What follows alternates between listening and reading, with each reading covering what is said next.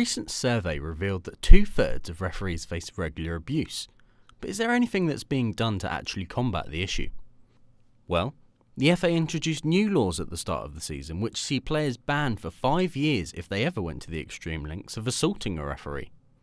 Any physical contact or verbal threats will be met with a minimum of a 56-day ban and a £50 fine. Something that's also currently being trialled is a sin bin, in hopes of preventing abuse. After completing the experiment at goals, it was time to head to Hampshire FA to discuss processes within the Football Association and what the future holds where abuse is concerned. I spoke to Referee Development Officer Andy Moisey. So how big of an issue do you think referee abuse currently is?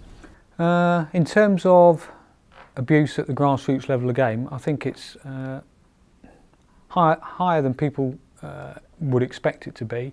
However, I think in terms of referee development, what we carry out within Hampshire FA, we have a number of teams that support referees and issues that arise.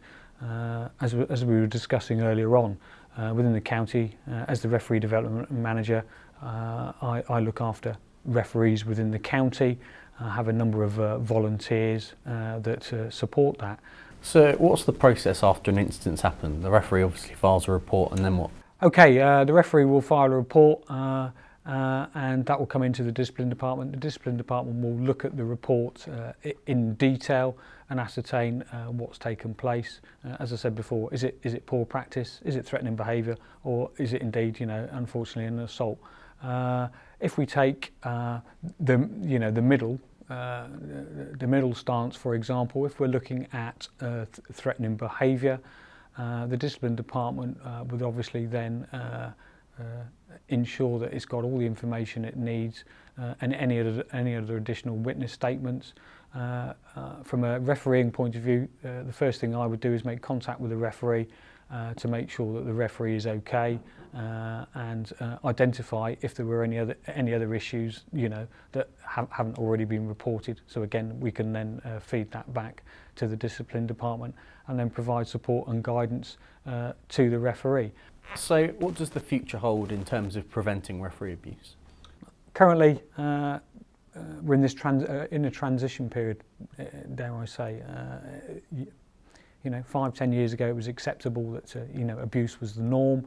We're now in this period whereby people have been given guidance, support, the Respect programme that we've discussed, and they understand that abuse and unacceptable behaviour from the touchlines is not acceptable.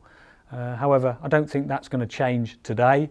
I think in 10 to 15 years' time, I think we will see whereby you've got those youngsters who are now starting in the game, who are being brought up in the right manner. And what I mean by that is when they're playing football, their behaviour, how managers react, how parents react, their behaviours are certainly improving. So I think, in 10 to 15 years' time, whilst we won't have eradicated it in totally, I think we'll see a vast improvement on where we are today. Perfect. Thank you, Andy. Cheers. Thank you very much.